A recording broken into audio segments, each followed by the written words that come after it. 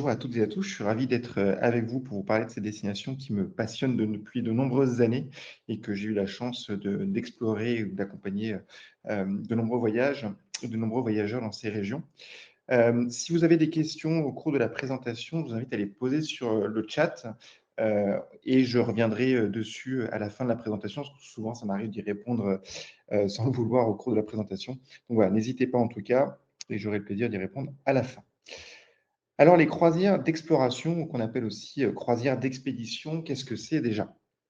Euh, une croisière expédition, c'est-à-dire qu'on va aller dans des lieux éloignés des grandes villes, éloignés des densités de peuplement, dans des lieux qui sont peu explorés, où on va pouvoir justement, souvent ce sont des lieux plutôt naturels, ou alors on va pouvoir rencontrer des populations locales, autochtones, mais voilà, qui sont très loin des régions qu'on connaît.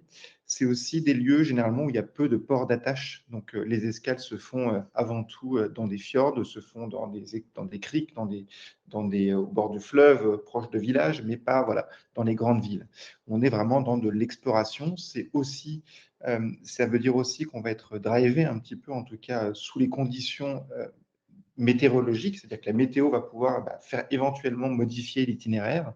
Dans les régions polaires, ça peut être du mauvais vent, du mauvais temps, ça peut être de la glace aussi qui peut nous boucher la route. Et du coup, les équipes d'expédition à bord sont là justement pour modifier l'itinéraire et proposer toujours d'autres choses. Et en Amazonie aussi, ça va être de modifier l'itinéraire par rapport à un coup de vent, par exemple, qu'il peut y avoir, parce qu'en Amazonie, il peut y avoir des coups de vent. Donc voilà, une croisière expédition, c'est un petit peu ça, c'est un petit peu tout ça. L'idée, voilà, c'est vraiment de pouvoir se rapprocher, s'enfoncer un petit peu au fond de ces fjords, au fond de aller à la rencontre vraiment de ces paysages, de la faune, de la flore, des paysages, mais aussi des populations locales qu'on va pouvoir rencontrer. Ce sont aussi des croisières et des voyages qui se font en petits groupes, en tout cas en plus petit nombre que d'autres voyages, justement pour pouvoir aller s'en imprégner plus, pouvoir en revenir avec plus de connaissances. C'est pour ça qu'on appelle aussi ces croisières des croisières apprenantes. Apprenantes parce que l'objectif de ces voyages, c'est avant tout de s'émerveiller. Hein. On va dans des régions qui sont simplement souvent éblouissantes et puis dont on revient avec beaucoup de souvenirs. Mais c'est aussi beaucoup de choses à apprendre, que ce soit sur les communautés qu'on va pouvoir rencontrer, que ce soit sur la flore qui va être fascinante, la faune bien sûr, mais aussi les paysages, l'histoire. Dans les régions polaires, on va parler de l'histoire des explorateurs par exemple, ou des différentes époques de conquête. En Amazonie, on va pouvoir parler de l'histoire, de l'ethnologie des communautés qu'on va pouvoir rencontrer. Donc voilà, c'est tout ça aussi qu'on veut, c'est-à-dire revenir de ces voyages avec un émerveillement, des souvenirs bien sûr, mais aussi une meilleure compréhension des zones qu'on a pu visiter. Souvent, ce sont aussi des zones où le bateau est le meilleur moyen pour pouvoir les explorer. Que ce soit dans les régions polaires, on va pouvoir vraiment aller dans les terres. En fait, il n'y a pas énormément de choses. On va plutôt justement explorer les côtes où il y a toutes les choses à voir. En Amazonie, c'est la vie et tout ce qu'il y a à découvrir est autour du fleuve. Donc voilà, c'est un petit peu aussi des régions où le bateau est maître. Je vais d'abord commencer par le Spitzberg et Svalbard. Alors déjà, prenons un petit peu le point de départ, la différence entre le pôle Nord et le pôle Sud, entre l'Arctique et l'Antarctique. L'Arctique est la partie donc nord. Le nom vient du grec Arctos, qui veut dire ours, par rapport à la constellation de l'ours. Les Grecs l'avaient ainsi nommé. Et l'Antarctique est l'anti-arctique.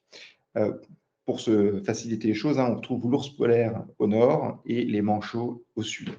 L'Arctique est avant tout un océan, c'est un océan de glace, hein, la banquise, qui comprend aussi quelques morceaux de continents, hein, comme la Russie, l'Amérique du Nord, et aussi beaucoup d'îles, alors que l'Antarctique est un continent recouvert à 90% de glace, avec une épaisseur de glace en moyenne, environ 1800-1900 mètres d'épaisseur de glace.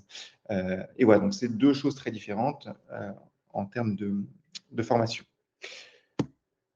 Aujourd'hui, donc, je vais vous parler du Spitzberg ou du Svalbard. Donc, on voit c'est ce petit archipel d'îles là qui est au milieu de la carte avec le Groenland à l'ouest et la Norvège, la Scandinavie qui est au sud. Et c'est plus précisément ici, avec Longyearbyen qui est la ville principale, qui est la ville point de départ des voyages au Spitzberg, puisqu'il y a une petite piste d'atterrissage où on arrive. C'est là où on va embarquer sur les bateaux. C'est la seule ville, hein, et En réalité, il y a deux autres villes qui sont Pyramiden et Barentsburg, qui sont des villes russes minières. L'une est abandonnée, l'autre, il reste que quelques personnes qui assurent une certaine présence russe sur l'archipel, puisque les Russes revendiquent cet archipel depuis de nombreuses années. Mais Longyearbyen est la seule et unique ville réelle, c'est-à-dire on a encore 2500, 3000 habitants environ à Longyearbyen. La plupart sont là aujourd'hui pour des activités touristiques, activités de sciences, scientifiques de recherche et une activité minière aussi encore aujourd'hui existante, notamment dans la mine de charbon de Longyearbyen qui alimente l'énergie, la centrale électrique pardon, de Longyearbyen. Il y a des projets aujourd'hui pour passer en géothermie, il y a d'autres projets sur l'exploitation, pour arrêter l'exploitation minière et passer sur des solutions plus renouvelables, mais on est encore aujourd'hui, malheureusement, à l'énergie charbon. Vous allez m'entendre souvent dire Spitsberg, Svalbard. Alors ma langue fourche un petit peu. En fait, très simplement, le Spitsberg, il s'agit de l'île principale, qui est l'île qu'on voit à l'ouest de cette carte. Et l'archipel, le Svalbard, pardon, correspond à l'archipel.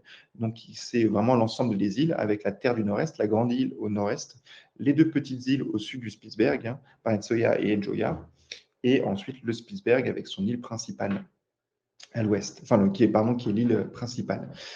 Spitsberg, hein, qui vient du mot Spitsbergen, qui a été donné par Willem Barents quand il avait découvert le Spitsberg par le nord en 1596. Et Svalbard, en fait, quand les Norvégiens ont repris, en fait, aujourd'hui, c'est une communauté qui est gouvernée par la Norvège, enfin, un archipel qui est gouverné par la Norvège. Et en fait, quand il y a eu le traité du Svalbard qui était signé, ils ont appelé cet archipel Svalbard, qui veut dire côte froide, et qui aurait été le nom que les Vikings auraient donné à cet endroit, mais aucune preuve historique dessus. Mais c'est un long débat et ce n'est pas le sujet du jour. Alors d'abord, quand partir à la découverte de l'Arctique, de manière globale, et du Spitzberg ou l'archipel du Svalbard? Alors pour ça, moi j'aime bien montrer les cartes de glace parce que je trouve que c'est assez parlant. La première chose déjà, ce qu'il faut savoir, c'est qu'on est au-delà du cercle polaire, hein, assez largement, puisque Longyearbyen est à 78 degrés nord. Le cercle polaire, hein, c'est 66 degrés nord. Donc on est assez largement au-dessus, ce qui fait que pendant l'été, on a du soleil permanent. Donc le soleil ne passe pas sous l'horizon. Et pendant l'hiver, à l'inverse, on ne voit pas le soleil. Enfin, on est en nuit permanente. Donc, ce qui fait que forcément, pendant l'hiver, ce n'est pas une des régions qu'on va explorer. Tout est gelé, il fait extrêmement froid et il fait nuit, donc pas grand-chose à voir. Donc, généralement, on commence à venir explorer l'archipel pendant le mois d'avril. Il fait encore frais, on a des très belles couleurs, mais vous voyez, en fait, tout ce qui est très rouge, c'est la banquise qui vient emprisonner une partie de l'archipel. La côte ouest est généralement assez libre, parce que le Gulf Stream vient chasser la glace. Par contre, dans les fjords, on va voir un petit peu de orange. Alors, il faut rézoomer un petit peu, mais on voit des patchs orange qui correspondent à la banquise de fjord et qui bloquent pas mal les accès. Donc, il y a quelques expéditions qui s'y organisent au mois d'avril, mais généralement, ce n'est pas la plus grosse période. La plus grosse période d'exploration va démarrer à partir du mois de juin jusqu'au mois de août-septembre, où la banquise va se rétracter. La banquise va être à son minimum au mois d'août. Juillet est une bonne période, parce qu'on voit qu'à ce moment-là, la banquise s'est bien rétractée et l'archipel, dans son entièreté, est libre de glace. Alors, oui et non, en réalité, puisque la banquise, elle flotte sur l'eau, elle dérive et elle est soumise aussi aux conditions. C'est pour ça que tout à l'heure, je parlais de croisière expédition et de la flexibilité qui est demandée aussi ou qui est nécessaire dans ce genre de voyage, parce qu'on doit s'adapter aux conditions, soit météorologiques, mais aussi de glace, et cette carte l'illustre bien. Ici, on est en juillet 2022, vous voyez que l'archipel est complètement libre de glace. Là, on est en juillet 2023, donc un an plus tard, le 20 juillet, donc vraiment quasiment jour pour jour, vous voyez que la banquise n'est pas du tout au même endroit. Elle est encore prise sur la terre du nord-est. Pourquoi? Parce que la banquise dérive, et là, en fait, en 2023, on a eu une forte dominante de vent du nord pendant plusieurs jours, qui a poussé la banquise vers l'archipel et qui a bloqué, en fait, le passage de la terre du nord-est, donc l'île au nord-est du Spitzberg. Donc, voilà, donc la banquise est dérivante, ce qui fait que peu de voyages se ressemblent et c'est justement le rôle du chef expédition ou des guides d'expédition d'organiser les voyages pour toujours proposer les meilleures conditions d'exploration possibles. Donc voilà, donc c'est pour ça que c'est la meilleure période, ça reste quand même quand la banquise se rétracte. Alors quelques chiffres, je vais y passer rapidement parce que je ne vais pas faire toute une longue conférence sur l'archipel, mais vous parlez surtout de ce qu'on peut y voir. Mais voilà, en termes de dimension, déjà, ça fait environ 1,5 fois la Suisse. On compte environ 2650 glaciers, la plupart vont jusqu'à la mer, donc ce qui offre vraiment des très très beaux paysages. Les températures, on a souvent peur que dans les régions polaires et arctiques ou antarctiques, il fasse très très froid. Pendant l'été, les températures sont plutôt alors, je dirais pas douce, mais en tout cas pas trop froide. On va avoir des températures moyennes aux alentours des 5-6 degrés. La sensation thermique peut baisser en fait quand on va plutôt se rapprocher de la banquise, parce que l'air au contact, enfin l'air et le vent au contact de la glace va se rafraîchir et donc va augmenter la sensation de froid. Et au contraire, quand on va avoir des journées avec pas de vent et du soleil, au contraire, on va sentir plutôt chaud, jusqu'à une douzaine, quinzaine de degrés. L'hiver, par contre, bien sûr, les températures moyennes sont beaucoup plus basses, hein. On est plus aux alentours des -14, -15 degrés, et ça peut descendre bien en deçà de ça en fonction des conditions. Population, hein, comme je vous l'ai dit tout à l'heure, Longyearbyen, qui est vraiment la seule réelle ville avec 2500 habitants. On n'est plus qu'à 1000 km du pôle Nord quand on est à Longyearbyen, donc on n'est plus très loin. Et le plus haut sommet fait environ 1700 mètres, donc on n'a pas vraiment de grandes montagnes, même si Spitsbergen en fait veut dire montagne pointue, donc les montagnes sont plutôt pointues mais pas très hautes. Et en termes de précipitation, on n'est pas très loin des déserts finalement, puisqu'il faut qu'on compte en moyenne 300 mm de précipitation par an.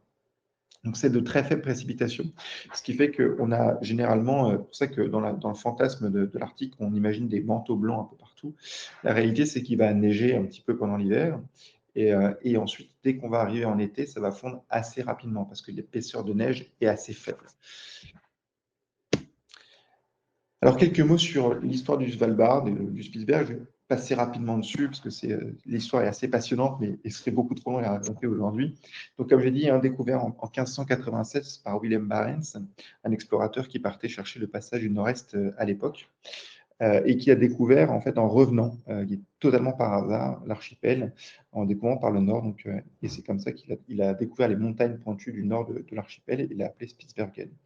On a eu une époque assez longue ensuite des baleiniers. Alors, c'est une petite anecdote qui est assez intéressante, c'est qu'à bord du navire de Willem Barents, il avait un officier.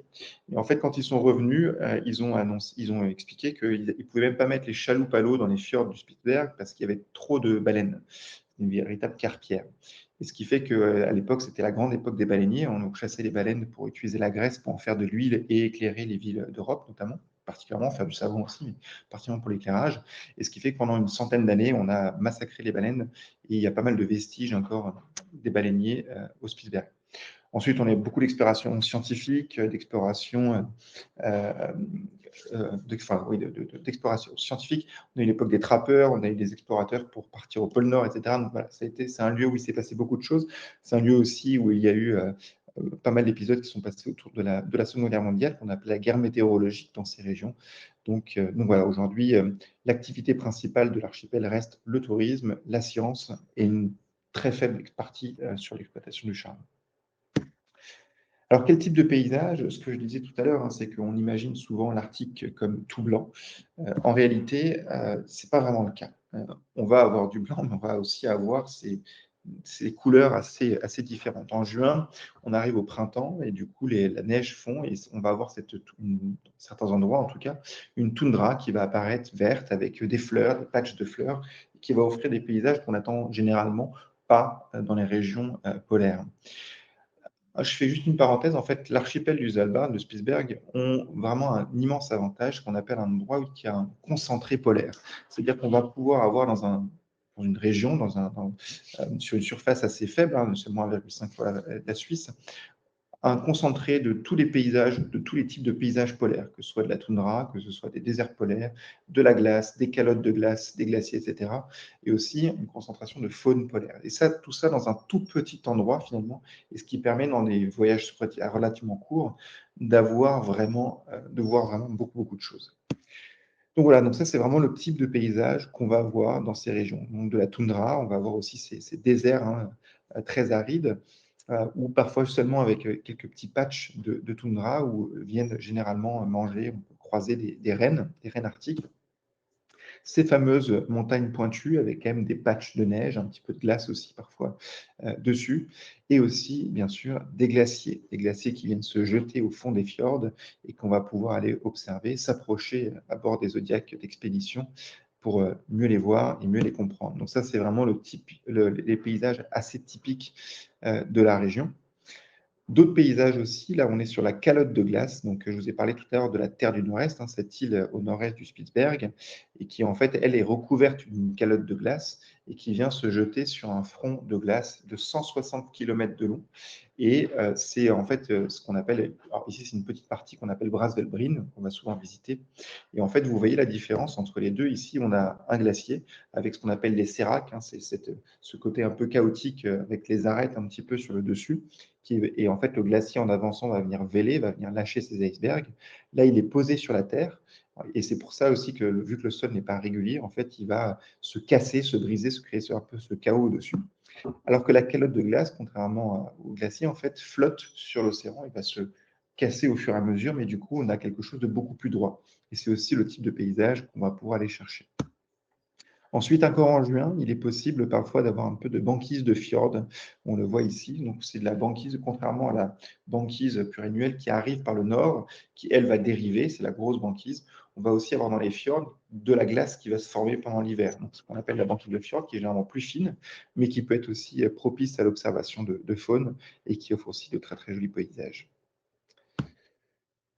Un corps d'autres paysages, ici on est sur les falaises d'Alquefilette qu'on va retrouver entre la Terre du Nord-Est et le Spitzberg, dans ce détroit qu'on appelle le détroit d'Inlopen. Ça ressemble un petit peu aux orgues basaltiques qu'on peut retrouver en Islande notamment. Et là, à cet endroit, c'est un peu un moment phare, généralement des voyages, parce qu'il y a une colonie d'oiseaux qui s'appelle les guillemots de Brunique. Il y a environ 60-70 000 couples et qu'on va pouvoir approcher dans un tumulte assez chaotique aussi de cris, de chants, de vols, etc. C'est un très bel endroit et ouais, c'est souvent un moment fort du voyage. Et ensuite, la banquise, forcément, dans les régions polaires, c'est ce qu'on va essayer de chercher. Comme j'ai dit tout à l'heure, hein, flexibilité, c'est-à-dire que la banquise, on ne peut pas toujours la voir, elle peut dériver vers le sud, donc comme je l'ai montré tout à l'heure, mais si on a de fortes dominantes de vent du sud, au contraire, elle peut être très au nord. Parfois, on ne peut pas aller la chercher.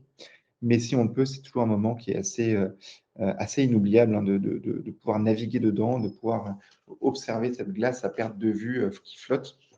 Si les conditions le permettent, on peut même essayer de poser le pied sur une plaque de banquise. Et c'est toujours une sensation assez particulière que de se dire de marcher sur l'eau.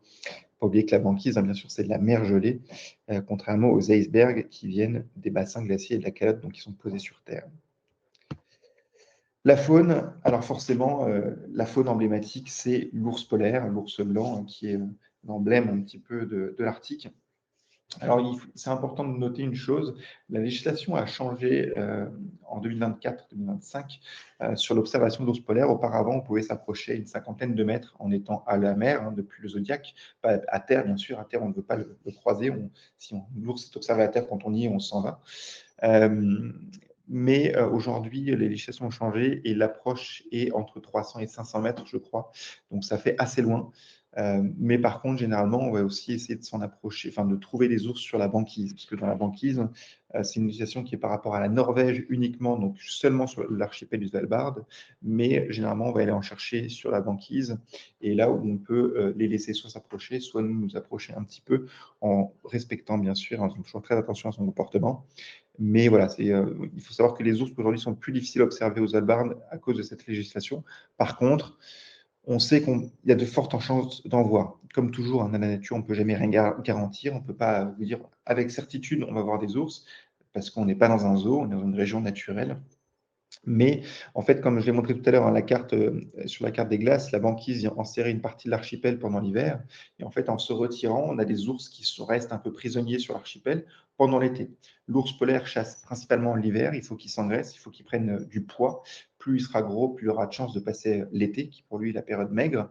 Et pendant l'été, il va s'économiser, faire le moins d'efforts possible pour passer l'été et ensuite attendre que la banquise revienne.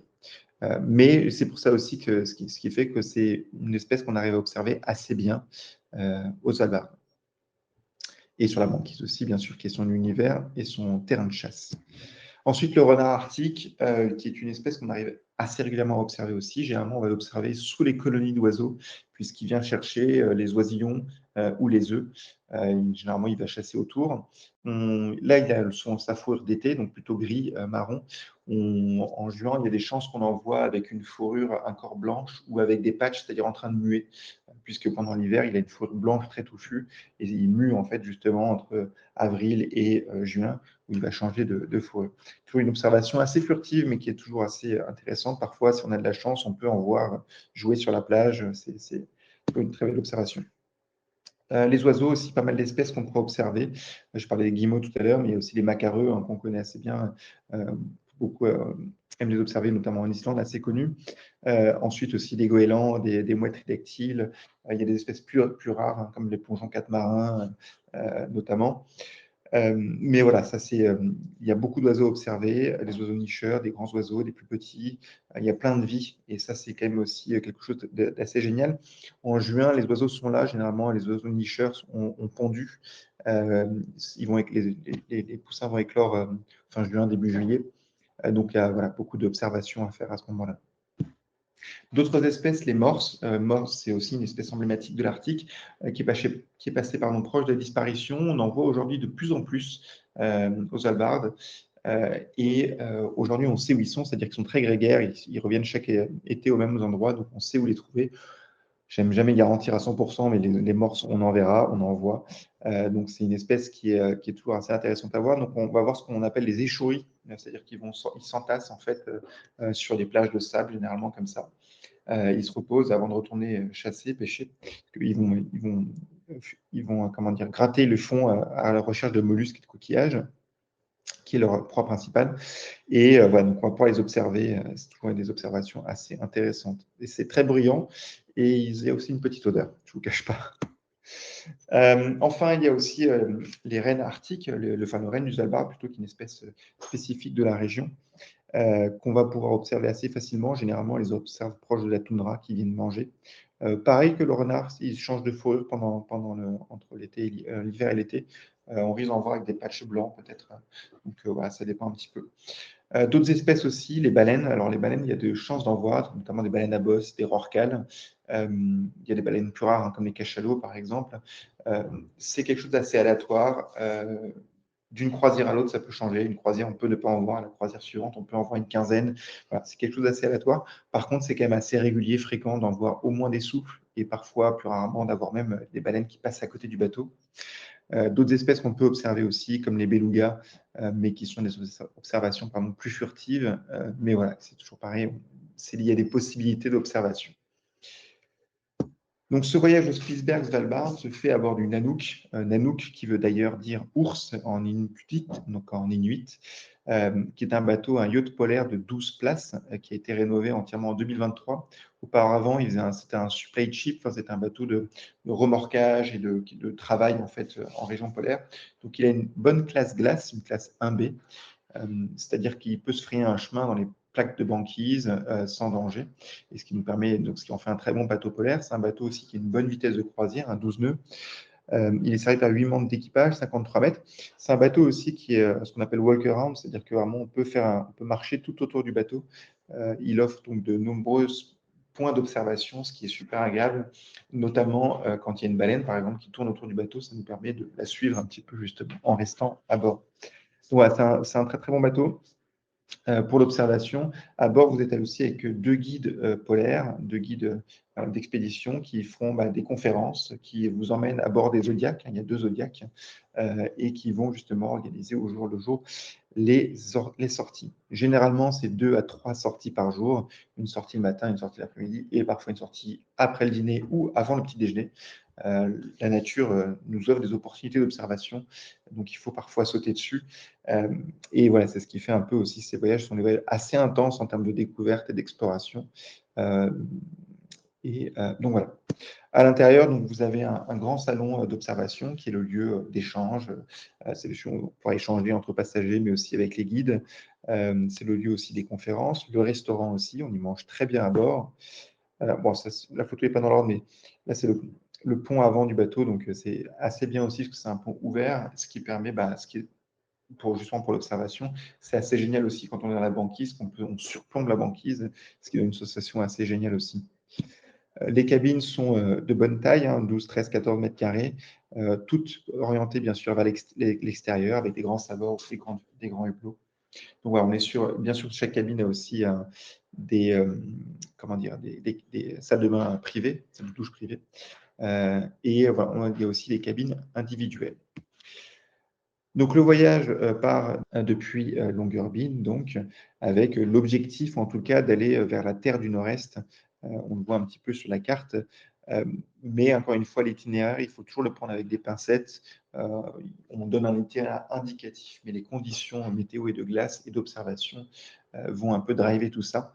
C'est-à-dire que parfois, on parle avec d'autres copains guides qui sont sur d'autres bateaux, on a des informations sur des choses à voir et qui n'étaient pas prévues dans l'itinéraire. Et du coup, on va plutôt privilégier justement les qualités d'observation qu'on peut faire au cours du voyage. Donc, en tout cas, ce que je peux vous garantir, c'est que l'avantage de ce lieu, c'est que tout est magnifique. Donc, qu'on aille dans tel ou tel fjord, on y verra toujours des choses assez incroyables. Un mot sur les zodiacs. J'aime bien juste parler un peu de ces petites embarcations qui nous accompagnent dans les expéditions polaires. Le zodiac, c'est vraiment l'outil d'expédition. C'est-à-dire que c'est là-dessus qu'on va monter pour aller, aller explorer un fjord, aller s'approcher d'un glacier, s'approcher de la faune, faire des débarquements à terre. C'est vraiment l'outil d'expédition, l'outil d'expédition utilisé par tout le monde. Pourquoi? Parce que déjà, c'est extrêmement stable. Les boudins sont compartimentés, ce qui fait que même si on a un boudin qui est crevé, le zodiac ne va pas couler, ce qui est plutôt intéressant. Et puis surtout, voilà, on est malgré tout assez confortable. On va s'asseoir sur les boudins. On peut se retourner, on peut bouger. Quand la mer est belle et si le guide est OK, on peut se lever, prendre des photos, etc. Voilà, c'est un excellent outil d'expédition. C'est assez simple de monter à bord, hein. Le Zodiac va se mettre contre le bateau d'expédition. Le guide vous aide à monter à bord avec un marin aussi. On met un pied sur le boudin, on s'assoit et c'est bon. Voilà, c'est vraiment un outil qui est extrêmement pratique, extrêmement stable. Pour retourner un Zodiac, c'est extrêmement compliqué. Voilà, c'est quelque chose qui est très sécurisé, très sécurisant aussi. Il ne demande pas beaucoup d'aisance physique pour monter à bord, hein. Vraiment, c'est quelque chose de très simple. Et surtout, voilà, ça nous permet d'aller taper de la glace, d'aller se mettre sur le sable, sur les rochers. C'est quelque chose d'extrêmement solide. Donc, c'est pour ça que ce sont les Zodiacs qu'on utilise. Ce qui va nous permettre justement d'aller observer un petit peu tout ça. Juste un petit mot sur l'équipement. Quel équipement, comment s'équiper dans ces régions? Généralement, l'important, c'est d'être imperméable. Donc, on recommande un type équipement de ski. Surtout, l'important, voilà, c'est d'être imperméable au niveau des jambes, imperméable au niveau du haut. Généralement, ce qu'on recommande, hein, que ce soit en Arctique ou en Antarctique, ça va être en haut un t-shirt chaud, hein, avec une polaire par-dessus ou un pull très chaud. Ensuite, on va avoir par-dessus une doudoune très chaude et puis par-dessus encore une parka imperméable, une soft shell, quelque chose d'assez léger pour couper le vent et couper les embruns. Euh, voilà. Là, ce qui est important aussi, c'est de pouvoir enlever les épaisseurs ou en rajouter, parce qu'en fait, quand on est en zodiaque, au bout d'un certain temps, il peut faire froid, hein, parce qu'il peut y avoir du vent, il peut y avoir des embruns, il peut y avoir de la pluie, etc. Donc, si on passe du temps sur le zodiaque, la sensation de froid peut être assez forte. Donc, il faut être bien équipé, bien couvert, hein, grand bonnet, bien sûr. Mais par contre, quand on marche à terre, s'il fait beau, au bout de quelques minutes, on peut commencer à avoir chaud et on va vouloir enlever des épaisseurs. Ensuite, lunettes de soleil, bien sûr. Très important aussi en Antarctique, c'est la crème solaire. Il y a un gros trou dans la couche d'ozone qui tend à se résorber. D'ailleurs, l'ONU en a parlé aujourd'hui ou hier, je crois, puisqu'il devrait se résorber d'ici 2050. Donc, très bonne nouvelle. Mais voilà, il y a encore un trou dans la couche d'ozone, donc ce qui fait que le soleil peut être très méchant dans ces régions. En plus, quand il se reflète sur la glace et la banquise, comme à la montagne, on sait, il faut faire attention. Paire de jumelles aussi, je recommande très fortement pour observer la faune.